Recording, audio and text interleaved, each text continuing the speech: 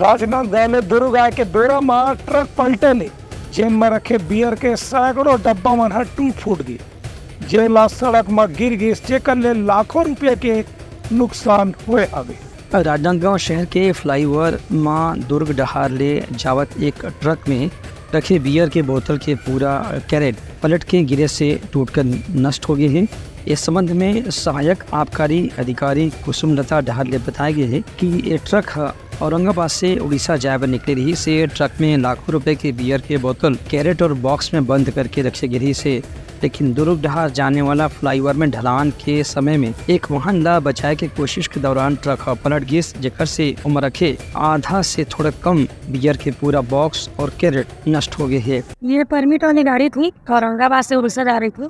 2400 पेटी can bear Budweiser रात में 12 साढ़े 12 बजे के बीच है किसी गाड़ी को बचाते बचाते पलट गई है।